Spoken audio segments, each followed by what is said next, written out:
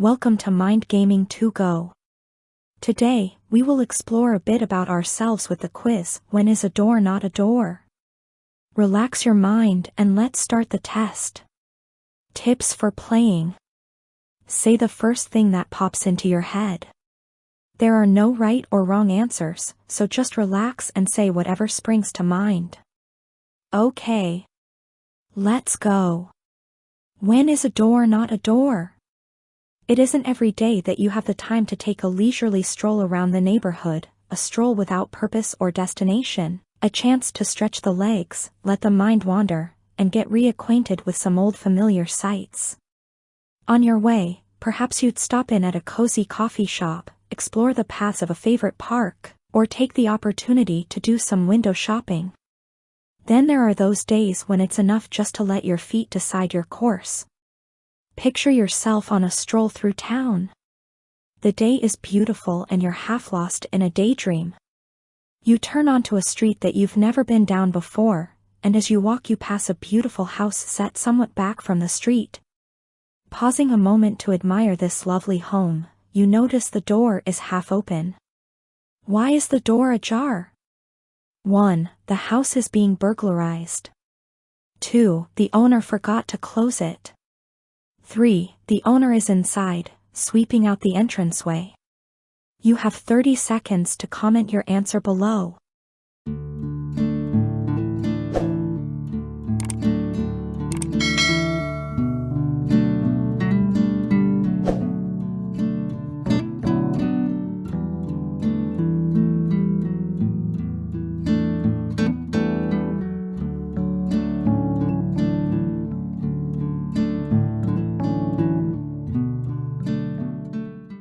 Key 2. When is a door not a door?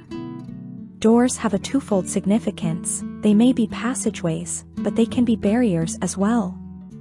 In particular, the front door of a house represents its first line of defense, all that stands between its inhabitants and the uncertainties of the world outside.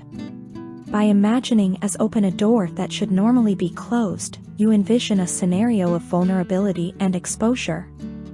On a subconscious level, the reason you imagined for the door being open is linked to the ways that you leave yourself open and expose your own weaknesses to others. 1. The house is being burglarized.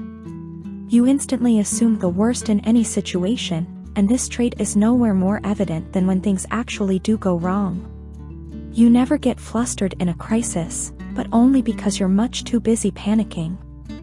So the next time disaster strikes, it's important to keep a clear head and remember to take a few deep breaths first and count to 10. Then you can faint. 2. The owner forgot to close it. You aren't the type to get carried away in crisis situations. On the contrary, you're so relaxed that you may not notice a crisis is occurring at all. The mistakes you make are caused more by oversight than bad intentions, but the end results for you, and the people around you, are the same. 3. The owner is inside, sweeping out the entranceway. You may appear to be a laid-back sort, but you never let your guard down. Achieving that constant state of relaxed alertness is what has made you into the mature individual you are. Of course, you still have your human weaknesses, you just don't put them on display for all the world to see. If the video is helpful to you, please subscribe to the Mind Gaming 2 Go channel and share the video with your friends. See you in the next video. Thank you.